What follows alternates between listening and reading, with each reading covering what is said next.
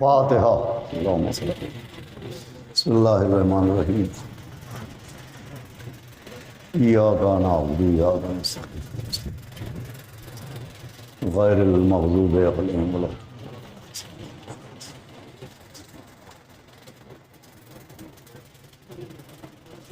اعوذ باللہ السمیع العلیل العظیم من الشیطان اللعین الرجیم بسم اللہ الرحمن الرحیم الحمدللہ رب العالمین الصلاۃ والسلام علی سیدنا و نبینا و شفیعنا و طبیب قلوبنا و مولانا مقتدانا بالقاسم محمد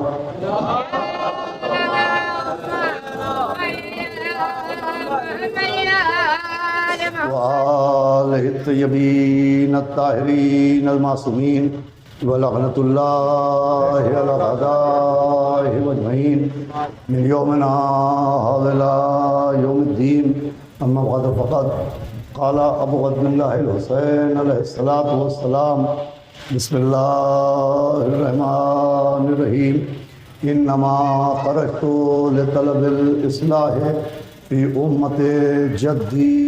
ایک صلوات ہو محمد اللہ۔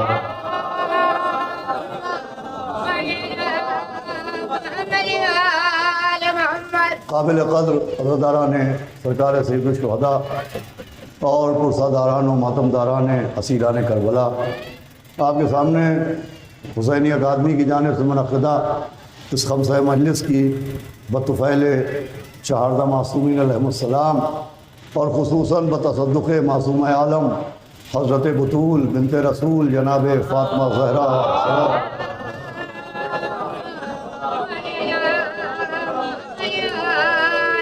یہ چوتھی مجلس، چوتھی تقریر ہے جس میں مسلسل پہلی مجلس سے میں آپ کی خدمت میں امت رسول اور دور عزیز کے عنوان سے کچھ عرض کرنے کی سعادت اور کوشش کر رہا ہوں، اور اس موضوع اس عنوان کے لیے میں نے آپ کے سامنے سبط رسول الثقلین مولا حسین علیہ الصلاۃ والسلام کے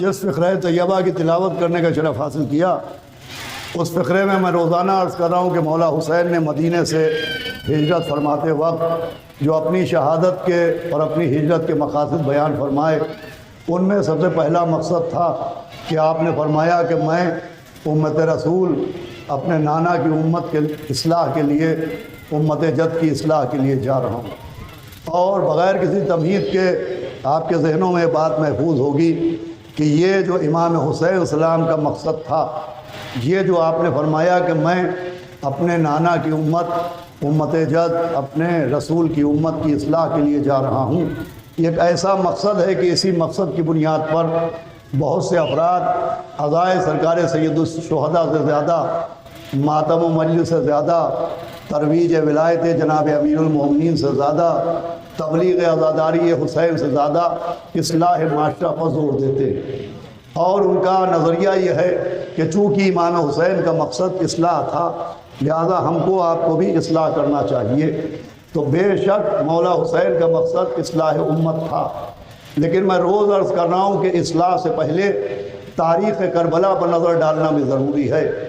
اصلاح کا مطلب ہوتا ہے خرابیوں کو دور کرنا، اصلاح کا مطلب ہوتا ہے غلط کو صحیح تک پہنچا دینا، اصلاح کا مطلب ہوتا ہے خرابیوں کو دور کرنا۔ مولا حسین جو خرابیوں کو دور کرنے، اپنی امت کی خرابیوں کو دور کرنے، اپنے نانا کی امت کی خرابیوں کو دور کرنے نکلے، تو تاریخ کربلا پر غور سے نظر ڈالنے کے بعد یہ بھی سمجھنا چاہیے کہ وہ خرابیاں کون سی تھیں جن کی اصلاح کے لیے مولا حسین مدینے سے نکلے تھے۔ تو عزیزوں، بس گفتگو شروع کر رہا ہوں کہ خرابیاں دو طرح کی ہوتی ہیں۔ ایک خرابی وہ ہوتی ہے جو انفرادی خرابی کہلاتی ہے، بہت توجہ سنیے گا، ایک خرابی انفرادی خرابی کہلاتی ہے، اور ایک خرابی اجتماعی خرابی کہلاتی ہے۔ بس آپ متوجہ ہو تو گفتگو کا میں آغاز کروں۔ ایک انفرادی خرابی ہوتی ہے اور ایک اجتماعی خرابی ہوتی ہے۔ انفرادی خرابی کیا ہے؟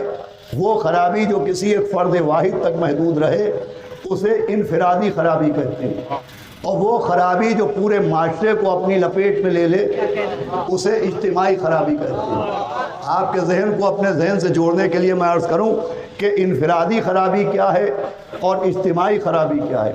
اسے یوں سمجھیے کہ کسی گھر میں اگر کوئی ایک شخص بے نمازی ہے تو یہ انفرادی خرابی ہے، لیکن اگر پورے کا پورا گھر بے نمازی ہے تو یہ اجتماعی خرابی ہے۔ ایک محلے میں کوئی ایک شخص بے دین ہے، یہ انفرادی خرابی ہے، اور پورا محلہ بے دین ہے، یہ اجتماعی خرابی ہے۔ تو جو ہمارے ہاں کسی دفتر میں ایک شخص رشوت لیتا ہے یہ انفرادی خرابی ہے، لیکن پورا دفتر رشوت خور ہے، یہ اجتماعی خرابی ہے۔ دیکھیں جملے پہ آپ نہ جڑیں گے تو میں نہیں سمجھتا کہ کوئی دوسرا جملہ آپ کے ذہن کو میرے ذہن سے جوڑ پائے گا۔ انفرادی خرابی کیا ہے، اجتماعی خرابی کیا ہے؟ میدان جنگ سے کوئی ایک شخص بھاگ گیا،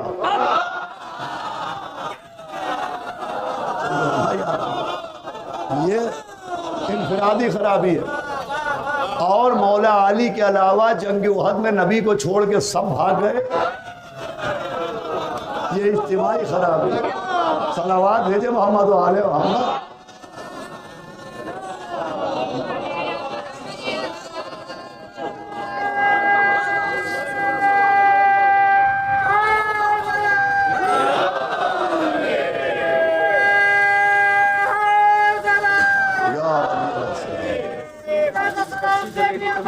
اور مایا آپ نے بھی سے آدھا بات آسان نہیں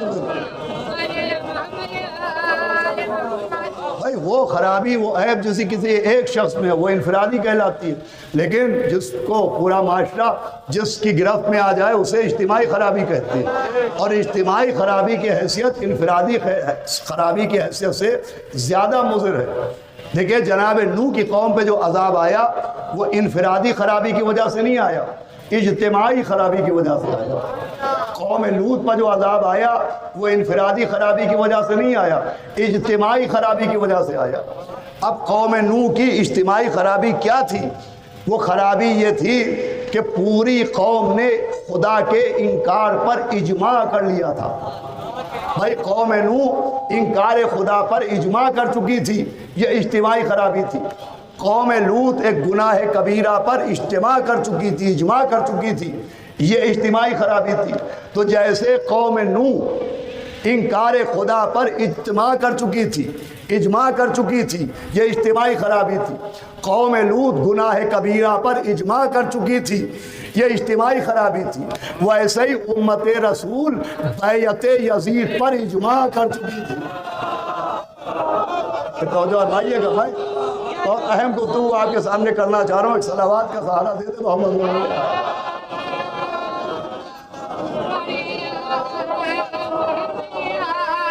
یہ اجتماعی خرابی تھی کہ پوری امت یزید کی بیعت پر اجتماع کر چکی، اجماع کر چکی، خلافت یزید پر سب کے سب راضی ہو گئے، یہ تھی اجتماعی خرابی۔ اچھا اب جو یہ یزید کی بیعت کی گئی، وہ جو یزید کو خلیفۃ المسلمین مانا گیا، جو یزید کے ہاتھوں پر بیعت کی گئی، پوری توجہ سنیے گا، میں اپنے بچوں جوانوں کی توجہ چاہتا ہوں، تو یہ صرف یزید کی زیادتیوں کی وجہ سے نہیں، یہ صرف یزید کے ظلم کی وجہ سے نہیں، یہ صرف یزید کے جبر کی وجہ سے نہیں۔ بھائی یہ جو یزید جیسا فاجر اور یزید جیسا فاسق تخت خلافت پر پہنچا، یہ صرف ظلم کی وجہ سے نہیں، یہ صرف زیادتی کی وجہ سے نہیں، یزید جو تخت خلافت تک پہنچا ہے وہ انکار غدیر کی وجہ سے، وہ صرف ظلم کی وجہ سے نہیں۔ مجھے کہنے دیجئے کہ یزید کو اس کے باپ نے تخت خلافت پر نہیں بٹھایا ہے، انکار غدیر نے تخت خلافت پر، اس لیے کہ غدیر کے انکار کے بعد ایک فکر، ایک نظریہ، ایک سوچ ڈیولپ کی گئی، اور اس فکر کو رائج کیا گیا۔ وہ فکر یہ تھی کہ صاحب قرآن میں کسی کی امامت کی وضاحت نہیں ہے، قرآن میں نبی کے جانشین کا نام نہیں ہے، قرآن میں مسئلہ امامت کو واضح نہیں کیا گیا، حدیثوں میں مسئلہ امامت کو واضح نہیں کیا گیا۔ یہ فکر ذہنوں میں رائج کر دی گئی کہ صاحب قرآن میں امامت کے مسئلے کا کوئی حل نہیں، قرآن نے نہیں بتایا کہ امام کون ہونا چاہیے، قرآن نے نہیں بتایا کہ مسئلہ امامت کا کیا حل ہے۔ اس فکر کے نتیجے میں یزید پہنچا تخت خلافت پر۔ مجھے کہنے دیجئے اس فکر کی ابتدا کو سقیفہ کہتے ہیں اور انتہا کو یزید کہتے ہیں۔ ایک صلوات بھیجے محمد و آل محمد۔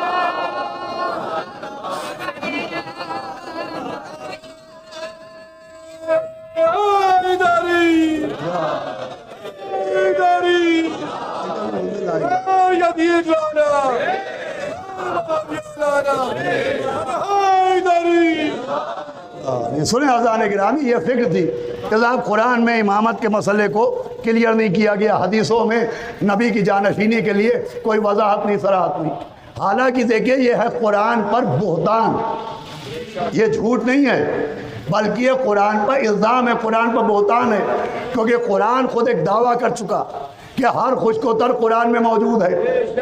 بھائی قرآن کہہ رہا ہے کوئی مسئلہ ایسا نہیں جس کا حل قرآن میں نہ ہو، کوئی مرض ایسا نہیں جس کی دوا قرآن میں نہ ہو، کوئی سوال ایسا نہیں جس کا جواب قرآن میں نہ ہو۔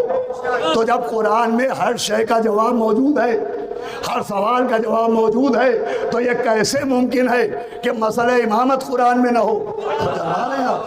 بھائی ہر شے قرآن میں موجود ہے۔ اچھا یہ خالی دعویٰ نہیں ہے کہ قرآن نے کہہ دیا ہر شے قرآن میں موجود، ہر جواب قرآن میں موجود، ہر دوا قرآن میں موجود، یہ دعویٰ نہیں ہے، اس کی دلیل بھی موجود ہے۔ اب یہ الگ بات کہ دعویٰ ہے قرآن صامت کا اور دلیل ملی ہے قرآن ناطق سے، توجہ ہے آپ کی۔ اور اس وقت دلیل ملی جب ہمارے آپ کے امام حسن مجتبی علیہ السلام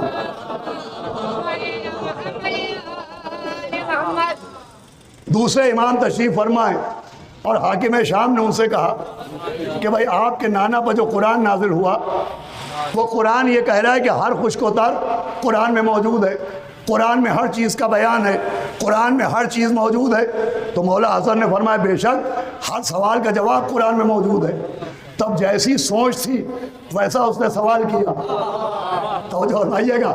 اس نے کہا اچھا قرآن میں ہر شے کا، بے شک ہر شے قرآن میں ہے، تو اس نے کہا یہ بتائیے کہ قرآن میں آپ کی ریش کا ذکر کہاں ہے اور میری داڑھی کا ذکر کہاں ہے؟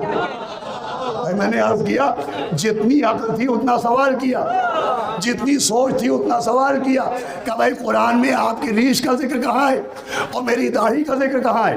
تو امام حسن مسکرائے، آپ نے سورہ اعراف کی آیت نمبر 58 کی تلاوت کی، 58، توجہ فرمائیے گا، اور اس آیت کی تلاوت کی۔ بھائی پوری توجہ میری طرف رکھیے گا۔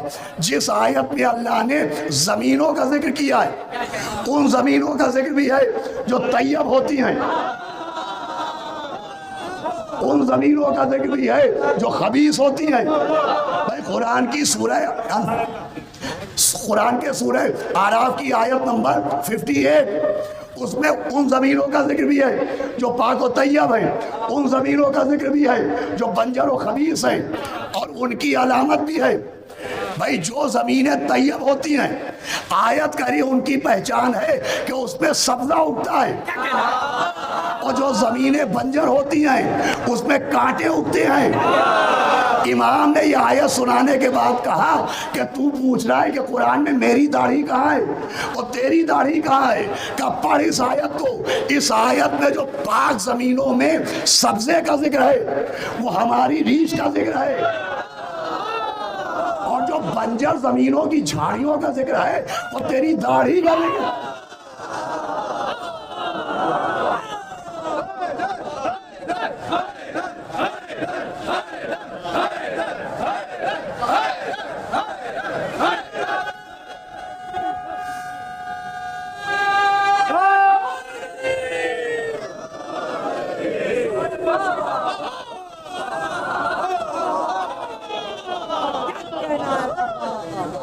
دیکھیے کیا بارش ہو رہی ہے غالباً ہے۔ بہرحال دیکھیے میں گزارش کروں گا کہ جو مومنین بزرگ ہیں اور یہ ہماری بہنیں بیٹیاں بچیاں یہ روضے کے اندر چلی جائیں، اور جو بیٹھ سکتے ہیں وہ سن لیں، اس لیے کہ بہرحال مجلس تو پڑھنا ہی ہے، صلوات دیتے ہیں۔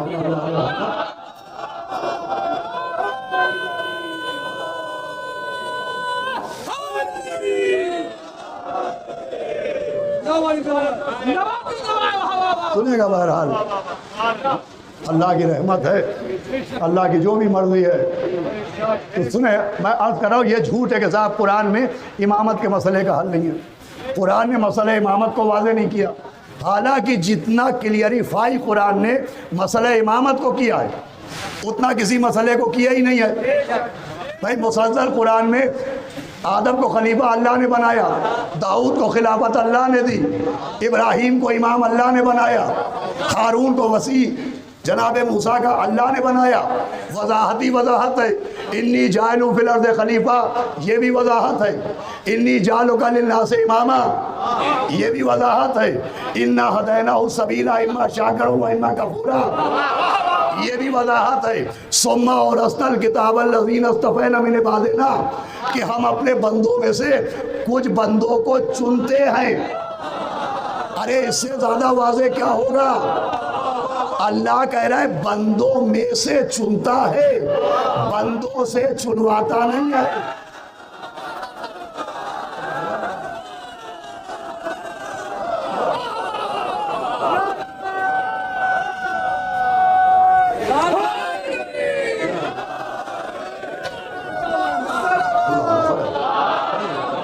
جناب سیدہ آپ کو اجر دیں گے، روز محشر شہزادی عالمیان کی رضا کا سایہ آپ کے سروں پر ہے۔ سنیں یہ بھی ایک امتحان ہوتا ہے۔ تو عزیزان گرامی سب سے زیادہ وضاحت ہے مسئلہ امامت کی، جیسے قرآن نے واضح کیا کہ خلق کرنے کا حق اللہ کو ہے، غیر اللہ کو نہیں۔ قرآن نے واضح کیا رزق دینے کا حق اللہ کا ہے، غیر اللہ کا نہیں۔ زندگی دینے کا حق اللہ کو ہے، غیر اللہ کو نہیں۔ ویسے ہی قرآن واضح کر رہا ہے کہ امام بنانے کا حق بھی اللہ کا ہے، غیر اللہ کا نہیں۔ خلیفہ بنانا بھی اللہ کا حق ہے، غیر اللہ کا نہیں۔ اب میں آپ سے پوچھتا ہوں مشرک کون کہلائے گا؟ جو خلق کرنے کا ذمہ دار اللہ کے علاوہ کسی اور کو مانے وہ بھی مشرک، جو رزق کا ذمہ دار اللہ کے علاوہ کسی اور کو مانے وہ بھی مشرک۔ تو جو امام اللہ کے علاوہ کوئی اور بنانے بیٹھ جائے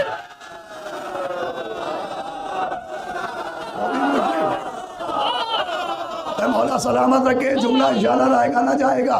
بھائی یہ جو شوق چل رہا ہے ہم خود بنائیں گے، خود بنائیں گے، خود بنائیں گے، جسے کہتے خود سازی۔ مجھے کہنے دیجئے کہ شریعت کی نظر میں جو اہمیت بت سازی کی ہے وہی خود سازی کی ہے۔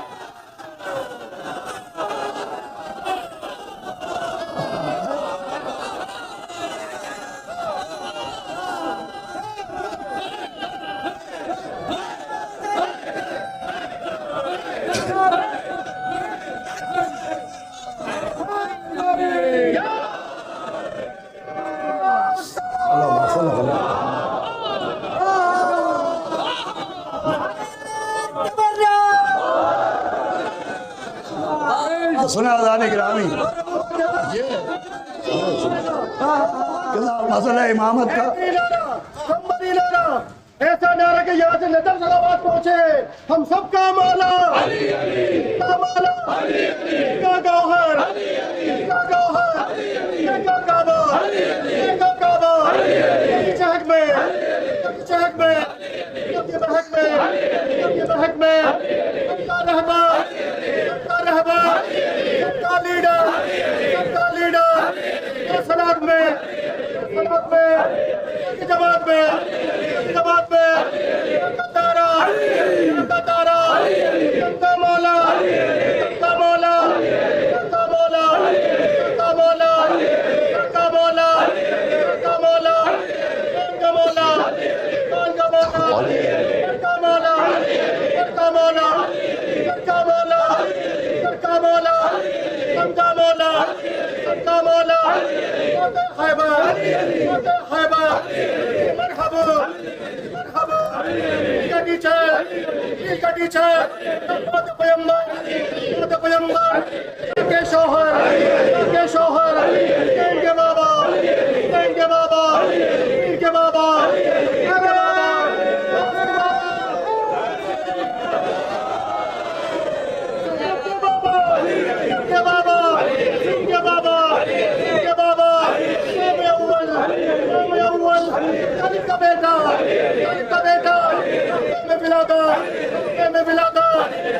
शहादत शहादत मिलेंगे मिलेंगे मिलेंगे मिलेंगे मिलेंगे।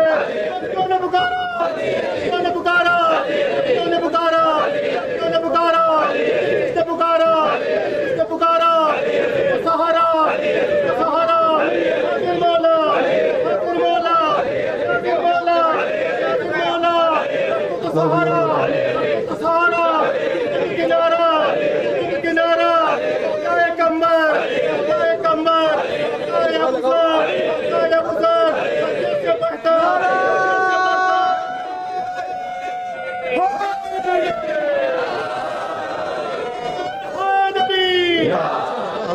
मौला आपके जज्बे के ऊपर सलाम। सुने बस एक खास मंजिल तक पहुंचाना है आपको, मौला सलामत रखे। भाई ये मसला इमामत का तो अब कुरान में कोई हल नहीं, कुरान ने इसे वाज़े नहीं किया। अरे सबसे ज़्यादा मसला इमामत ही वाज़े हुआ कि इन्नी जालुका लिन्नास इमामा, कि इब्राहिम हम आपको इंसानों का इमाम बना रहे हैं। अब छठे इमाम इमाम जाफर सादिक देखिए आज के लिए जो सबसे ख़ास बात है वो अर्ज़ कर रहा हूँ और मंजिल को इख्तिताम तक पहुँचा दूँगा। छठे इमाम ने फरमाया कि अल्लाह ने हज़रत इब्राहीम को जो इमाम बनाया, तो इमाम बनाने से पहले इमाम फरमाते हैं कि अल्लाह ने इमाम बनाने से पहले उन्हें खलील बनाया, खलील बनाने से पहले रसूल बनाया, रसूल बनाने से पहले नबी बनाया, नबी बनाने से पहले अब्द बनाया। और सुनिएगा ये ख़ास मंजिल है जिसके लिए मैं आज आपको मुतवज्जे कर रहा हूँ। इंशाअल्लाह अल्लाह ने चाहा तो कल सुनिएगा। छठे इमाम फरमा रहे हैं कि अल्लाह ने उनको इमाम बनाने से पहले खलील, खलील बनाने से पहले रसूल, रसूल बनाने से पहले नबी, नबी बनाने से पहले बनाया अब्द।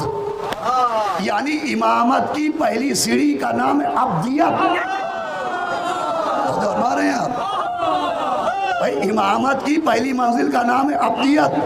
ये जो ओहदा इमामत तक इब्राहीम आए तो ये अब्दियत पहली मंजिल थी। इब्राहीम अचानक इमाम नहीं बन गए, उन्हें किसी का जनाजा छुड़वा के इमाम नहीं बनाया।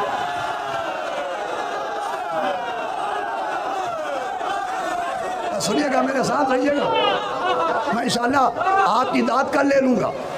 आखिर में सब नारा लगा देंगे, मेरी हसरत भी मुकम्मल हो जाएगी, आपके जज्बे पे भी लाखों सलाम। ये सुनिएगा सबसे पहली मंजिल काहे की है? अब्द होने की। इसका मतलब इमामत तक जो रास्ता आता है वो अब्दियत से होके आता है। इमाम वही होता है जो सबसे पहले अब्द होता है। इमाम के लिए अब्द होना ज़रूरी है। अब जो भी दावा इमामत करे उससे इमामत की दलीलें बाद में मांगिए, अब्दियत के सबूत पहले मांगिए। क्यों अब्द है कि नहीं भाई?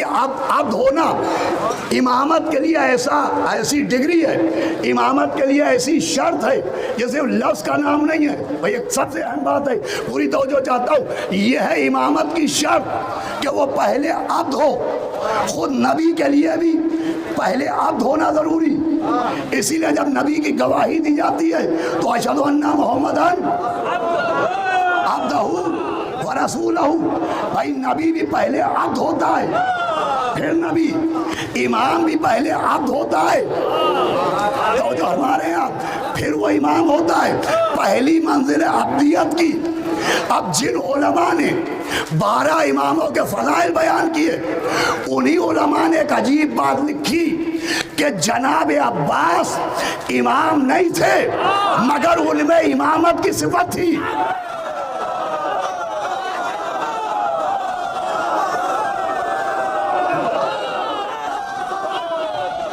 सुनना मेरे जवानों, उलमा ने लिखा जनाब अब्बास इमाम नहीं थे मगर उनमें इमामत की सिफत थी।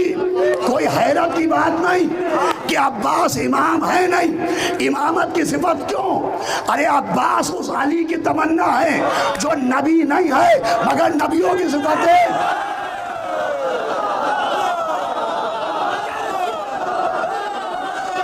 जो रसूल नहीं है।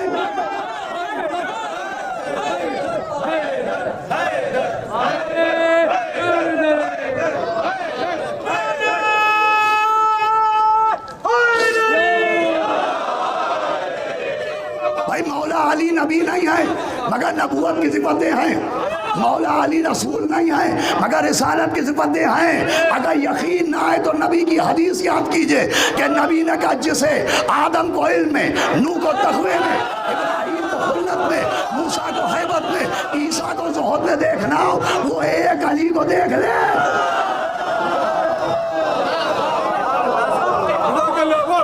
تو بھائی جیسے مولا علی نبی نہیں مگر نبیوں کی صفتیں ہیں، رسول نہیں مگر رسالت کی صفتیں ہیں، ویسے ہی علماء نے لکھا جناب عباس امام نہیں ہے مگر امامت کی صفت ہے۔ اب یہ کون سی صفت ہے جس کی بنیاد پر علماء نے لکھا؟ تو یہ تب سمجھ میں آیا جب عباس کی زیارت پڑھی کہ السلام علیکہ ایھا العبد الصالح۔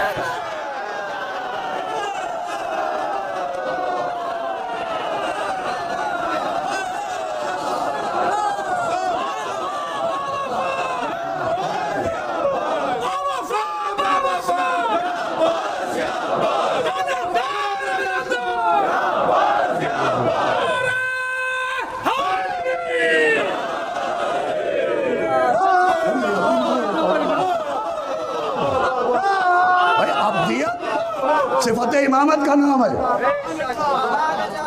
جناب عباس عبد الصالح ہیں، اس لیے علماء نے لکھا کہ ان میں امامت کی صفت تھی۔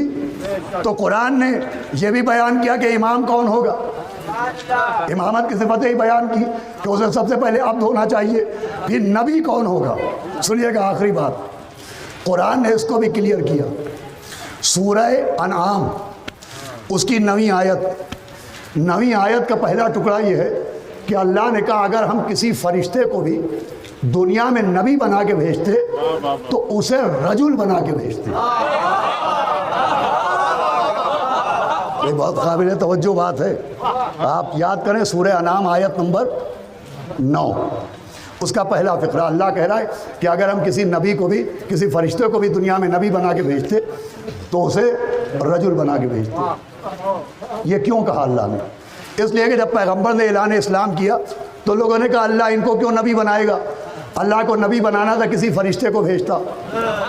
تو جواب دیا گیا سنو تم ان کا جسم دیکھ کے انکار کر رہے ہو، اگر ہم فرشتے کو بھی نبی بنا کے بھیجتے تو بشکل رجل بھیجتے، لفظ بشر نہیں آیا، لفظ انس بھی نہیں آیا، لفظ آدمی بھی نہیں آیا۔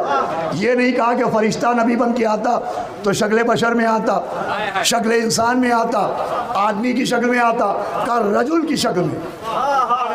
بھائی اس کا سبب یہ سمجھیے کہ لفظ بشر وہ ہے کہ لفظ بشر میں مرد بھی آتے ہیں عورتیں بھی، لفظ انسان مردوں کے لیے بھی استعمال ہوتا ہے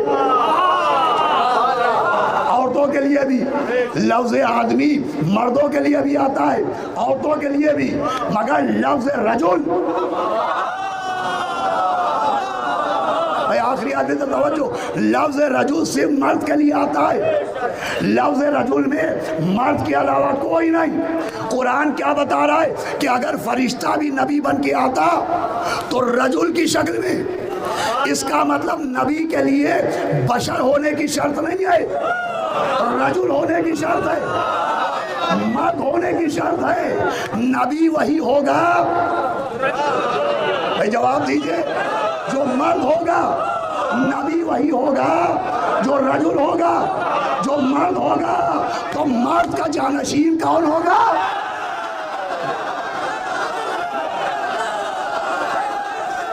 بھائی جملہ سنیے، لگا لینا بیٹا میرا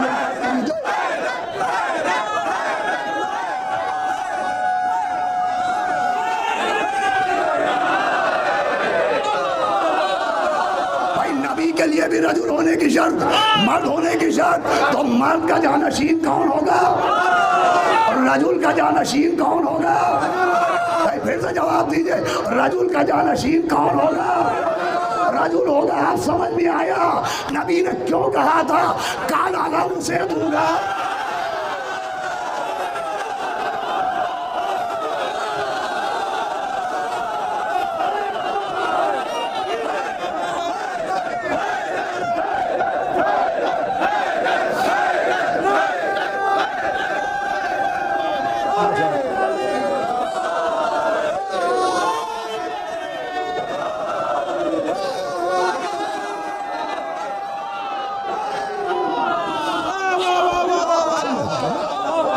جلدی ساری گفتگو میں نے سمیٹ دی، کہا کالا علم اسے دوں گا جو مرد ہوگا، یہ علم نہیں دیا ہے، یہ مرد کہہ کے امامت کا سرٹیفکیٹ دیا ہے۔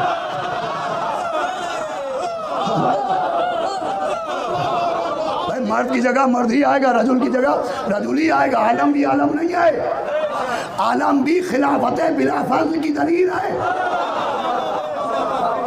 بھائی عالم بھی عالم نہیں ہے، عالم بھی مولا علی کے بلا فضل ہونے کی دلیل ہے۔ اب جو یہ وبا پھیلتی ہے کہ عالم کو نہ دیکھو،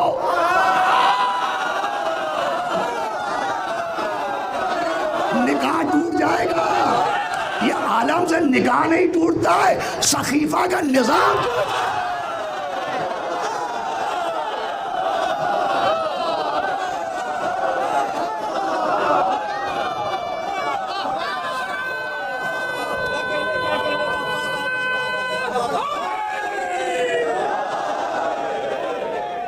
بھائی عالم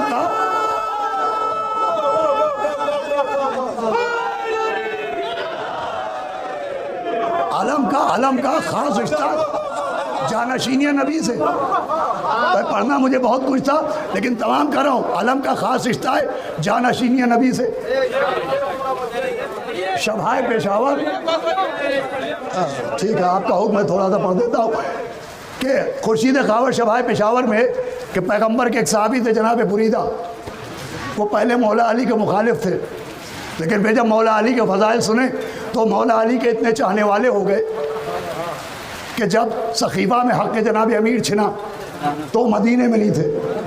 جب وہ مدینے آئے تو پتہ چلا کہ مولا علی کو چھوڑ دیا گیا، تو وہ علم لے کے مولا علی کے گھر پہ پہنچے اور مولا علی کے گھر کے سامنے علم لگا دیا۔ تو لوگوں نے کہا بھائی بریدہ یہ علم تم نے ان کے گھر کے سامنے کیوں لگایا ہے؟ کہ یہ علم نہیں ہے، یہ اعلان ہے کہ میں اسی کو مانوں گا جسے خدیر میں منوایا گیا۔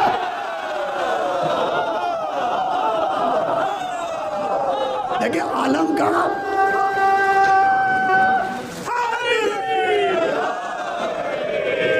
کا جانشینی نبی سے اتنا گہرا رشتہ ہے، اتنا گہرا رشتہ ہے کہ یہ ممبر کس کا کہلاتا ہے؟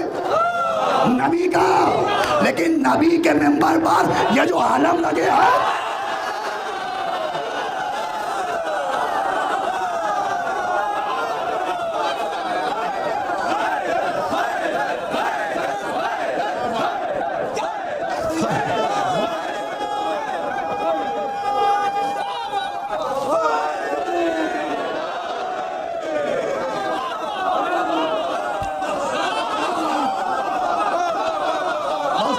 داد و تحصیل کل کے لیے ادھار رہی۔ آپ ماشاءاللہ دیکھیں آپ ایک جوان ہیں، آپ جوان ہیں ماشاءاللہ، آپ کی جوانی سلامت رہے۔ اس مجمع میں بہت سے ضعیف بھی ہیں، یہ ہماری بہنیں بیٹیاں بچیاں بھی ہیں، ان کا بھی خیال رکھنا ہو، مصائب بھی پڑھنا ہے، لہذا بس آخری منزل کہ کون سی بات ہے جسے نبی نے کلیئر نہ کیا ہو۔ یہاں تک کہ جب فتح مکہ ہوئی اور پیغمبر فتح مکہ سے مدینے آ رہے تھے تو ایک 18 سال کے جوان کو مکے میں آپ نے امیر مکہ بنایا۔ حیات القلوب میں علامہ مجلسی نے لکھا کہ آپ نے چلتے چلتے کہا کہ سنو میں جا رہا ہوں مدینے، اب اگر تمہیں کوئی شریعت کے سوالات پوچھنا ہو تو اس 18 برس کے لڑکے سے پوچھ لینا۔ ابھی نبی نے کہا سنو اس کا سن دیکھ کے بہانہ نہ بنانا، اسے بچہ سمجھ کے بھاگ نہ جانا۔ بھائی نبی نے جو فرمایا وہ میں سنائے دے رہا ہوں آپ کو۔ نبی نے فرمایا اسے بچہ سمجھ کے انکار نہ کرنا۔ نبی نے فرمایا بزرگی سن کی وجہ سے نہیں ہوتی ہے، بزرگی فضائل کی وجہ سے ہوتی ہے۔ بھائی نبی نے سمجھایا بزرگی کے لیے جھریوں کو معیار نہ بنانا، جھکی ہوئی کمر کو معیار نہ بنانا، تھرتھراتے ہاتھوں کو معیار نہ بنانا۔ نبی نے کہا بزرگ وہ ہوتا ہے جو صاحب فضل ہو۔ بھائی اللہ سمجھا لیا میں نے، میری محنت اصول فضل ہی سے فضیلت ہے اور فضل ہی سے فضائل ہیں۔ نبی نے کہا بزرگی ہوتی ہے فضل سے، بزرگ وہ ہوتا ہے جو صاحب فضل ہوتا ہے۔ اب اہل سنت عالم ابن ابی الحدید معتزلی نے لکھا کہ اگر مولا علی کی خلافت کے لیے کوئی دلیل نہ ہو تب بھی ان کا صاحب فضائل ہونا ان کی خلافت کی دلیل ہے۔ وہ لکھتے ہیں کہ یہ فضائل دلائل خلافت ہیں، اور نبی نے کہا کہ بزرگ وہ ہوتا ہے جو صاحب فضل ہو، جس کے پاس فضل ہو، جس کے پاس فضل ہو، ارے جس کے پاس فضل ہو وہ ہے جس کی گودی میں ابو بکر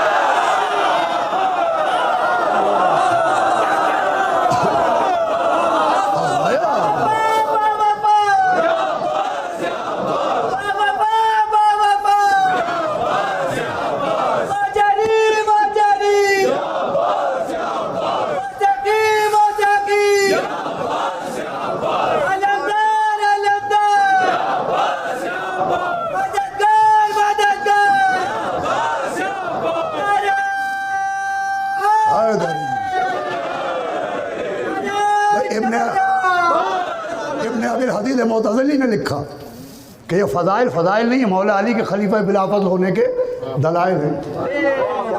فضائل خلافت علی کے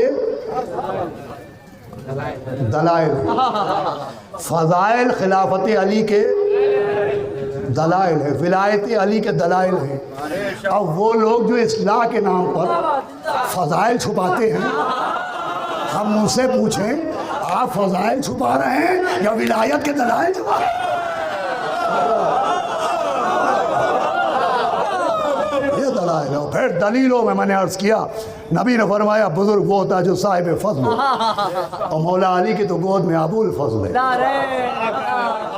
ابو الفضل۔ مولا آپ کے جذبوں کو سلامت رکھیں، دعا کیجئے، کل آخری مجلس ہے اور کچھ بہت اہم باتیں کرنا ہے، اس موضوع کو اختتام تک پہنچانا ہے۔ آج یہ آپ کا جذبہ امام موسیٰ کاظم نے دعا دی ہوگی، امام تقی جواد نے دعا دی ہوگی، اس بی بی نے دعا دی ہوگی جس کی پسلیاں توڑ کر۔ بہرحال آپ کا حکم تھا، لہٰذا میں نے فضائل کے عنوان سے اتنا پڑھ دیا، ورنہ جیسے ہی میں نے پوچھا تھا کیا بارش ہو رہی ہے تو آپ نے کہا تھا ہاں، تو مجھے یاد آیا تھا کہ خون برسا مگر افسوس نہ برسا، مانتا رہ گیا احمد کا نوازا۔ اسے یاد ہے، خون برسا مگر افسوس نہ برسا، مانتا رہ گیا احمد کا نوازا۔ اور پانی کو دیکھ کے بے ساختہ میں نے 2 مصرے پڑھے تھے مہذب صاحب کے کہ پانی سے اس لیے تھی نگاہیں لڑی ہوئی، دریا میں سامنے تھی سکینہ۔ پانی پر مجھے یاد آیا، ابھی کل قرآن اندازی ہوگی مجلس کے کسی، جیسے ہی میں مصائب شروع کروں گا قرآن اندازی ہوگی، اور جو مومنین پرچیاں لے چکے ہیں ان کے پاس موجود رہنا چاہیے، جن کو نہیں لی ہیں وہ پرچیاں حاصل کر سکتے ہیں۔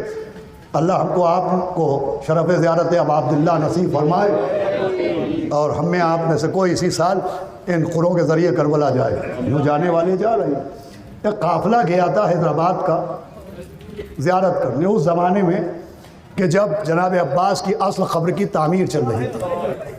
وہ آپ کو معلوم ہے مولا عباس کی اصل قبر سرداب میں ہے، تہ خانے میں، اور پانی آج تک طواف کر رہا ہے، ایسا لگتا ہے جیسے قدموں سے لپٹا ہوا معافی مانگے کہ سقائے سکینہ ہمیں معاف کرنے دو۔ تو کچھ زائرین وہاں پہنچے، انہوں نے دیکھا کہ مزدور تعمیر کے لیے اصل قبر تک جا رہے ہیں، ان کا دل تڑپا، انہوں نے مجاوروں سے کہا کہ ہمیں بھی اجازت دے دو، ہم بھی جناب عباس کی قبر کی زیارت کر لیں۔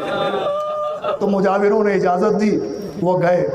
سوچئے ہم علم دیکھتے ہمارا کلیجہ پھٹ جاتا، جنہوں نے اپنی آنکھوں سے قبر عباس دیکھی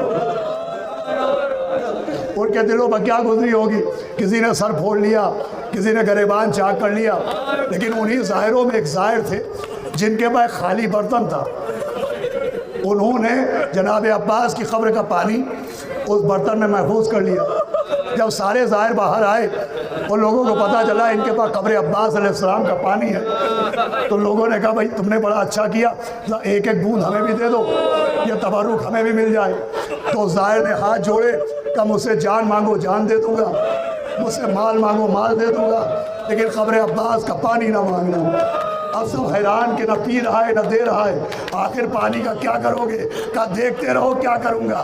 جب عراق کی زیارتیں ختم ہو گئی تو یہ قافلہ وہاں پہنچا جہاں حسین کے سینے پر سونے والی 4 برس کی سکینہ کا روضہ ہے۔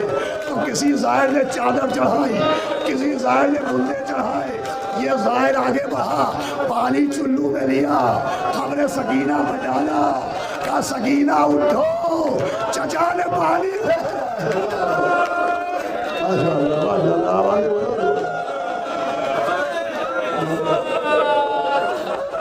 جناب عباس و پانی، جناب عباس و سکینہ، کیا نام ہے خدا کی قسم۔ اے جان و دل حیدر کرار علمدار، اے قوت دستے شہ ابرار علمدار۔ مومنین کا بھروسہ عباس، باہر سبیل بھی لگی ہے۔ مالک اشتر صاحب، ان کے فرزند ابراہیم اشتر اور تمام لوگوں کی طرف سے جو سبیلیں ہیں، مولا ان کی توفیقات میں اضافہ فرمائے۔ مولا عباس کیسے بھروسے کا نام ہے۔ دیکھیں میں ہمیشہ پڑھتا ہوں کہ یوں چھوٹی موٹی کوئی پریشانی آتی ہے، گرتے ہیں کہتے ہیں یا علی مدد، لیکن جب کوئی بہت بڑی مصیبت آئے تو یہ ہماری بہنیں بچیاں سیدھے جناب عباس کی طرف آئے۔ یہ کہاں سے آئے؟ یہ وہی کربلا سے آیا، لیکن سب سے زیادہ بھروسہ جناب عباس پر، اتنا بھروسہ کہ مولا عباس کے بھی ایک بچپن کے دوست تھے، جیسے جناب حبیب ابن مظاہر اور مولا حسین بچپن کے دوست، ویسے ہی ابراہیم ابن مالک اشتر اور جناب عباس بچپن کے دوست۔ جناب ابراہیم ابن مالک اشتر جب جناب مختار انتقام لے چکے تو کربلا پہنچے، دور سے دیکھا زہرا کے لال کی اجڑی ہوئی قبر پر، بہادر باپ کا بہادر بیٹا تھا، اپنے کو گھوڑے سے گرایا، کوہنیوں سے چلتا ہوا قبر حسین پر پہنچا، اپنا امامہ پھینکا، اپنا گریبان چاک کیا، مولا حسین کی قبر پر ماتم کیا، قبر پر صاحبان بنایا، اس لیے کہ ابراہیم ابن مالک اشتر کے کلیجے پہ چھری چل رہی تھی کہ زہرا کے بیٹے کی قبر دھوپ میں ہے۔ میں کہوں گا ابراہیم تم نے تپتی ہوئی قبر نہ دیکھی گئی، نہ بی بی زینب سے پوچھو تم نے بھائی کے گلے میں چلتا ہوا خنجر دیکھا، ذرا عمر اباب سے پوچھو جس نے اپنے والی کا ڈھانچہ دھوپ میں دیکھا۔ ماشاءاللہ آواز بلند ہو گیا۔ جناب ابراہیم نے امام حسین کی قبر پر صاحبان بنایا، وہ صاحبان بنانے کے بعد اٹھے، دیکھا وہ بچپن کے دوست کی قبر ہے، تو لکھا ہے جناب عباس کی قبر دیکھ کے ابراہیم روئے نہیں، چہرہ سرخ ہوا، دوڑتے ہوئے قبر عباس پر پہنچے اور قبر کی مٹی کو اپنی مٹھی میں ایسے جکڑا جیسے جناب عباس کی کلائی پکڑے۔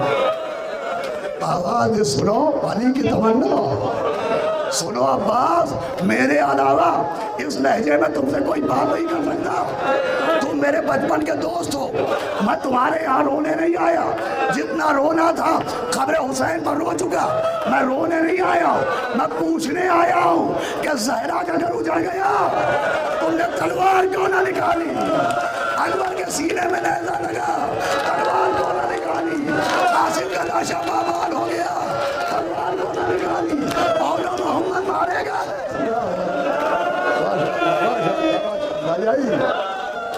حق ہے گریا ہے، تم نے تلوار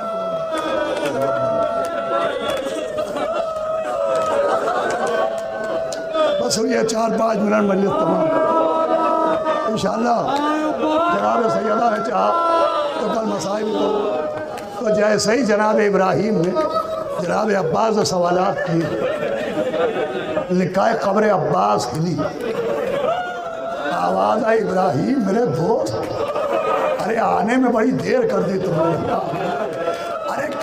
روز عاشور آ جاتے اور میرے آقا سے اجازت دلوا دیتے، نہ سید کے گلے میں خنجر چلتا، نہ سیلانیوں کی چادریں تھی۔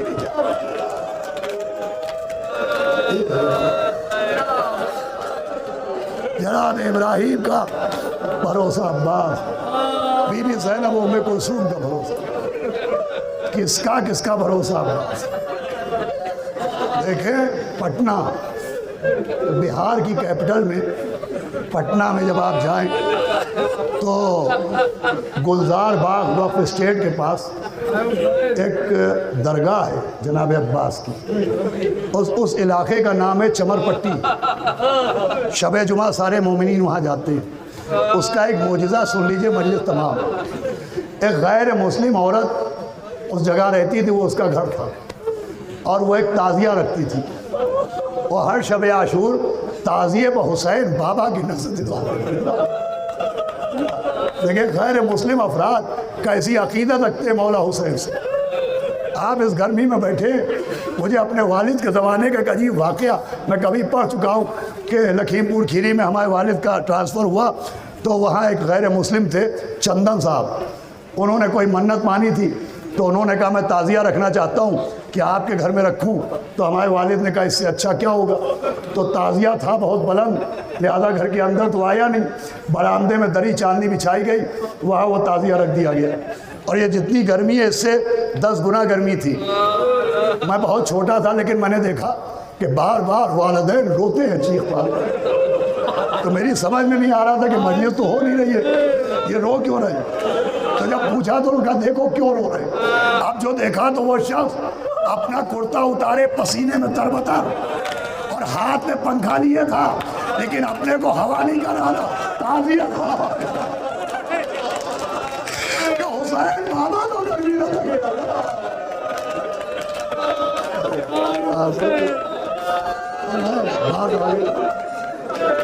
رونے کے لیے یہی واقعات ہی بہت ہیں۔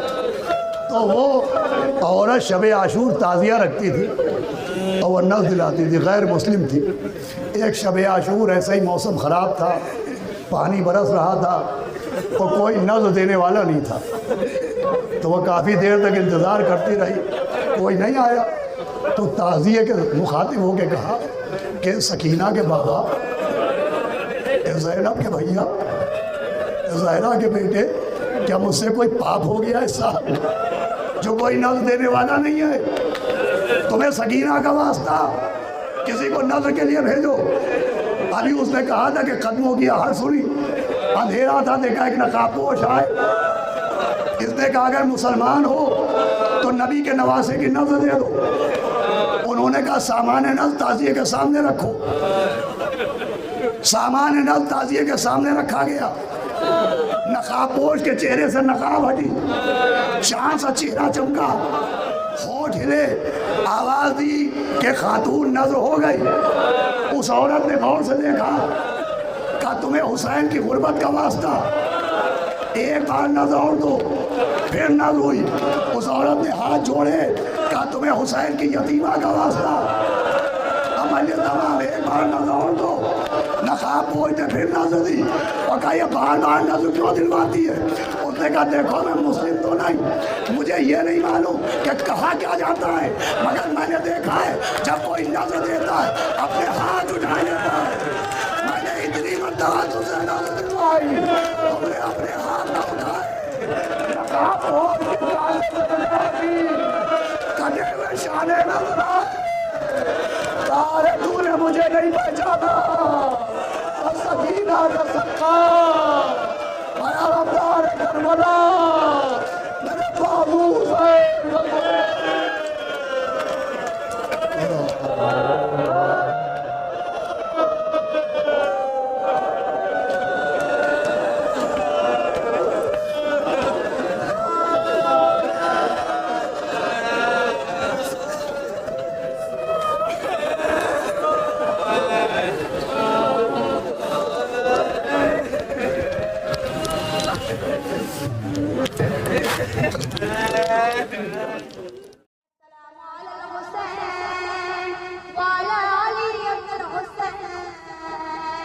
وعلى أولاد الحسين وعلى أصحاب الحسين السلام عليكم ورحمة الله وبركاته.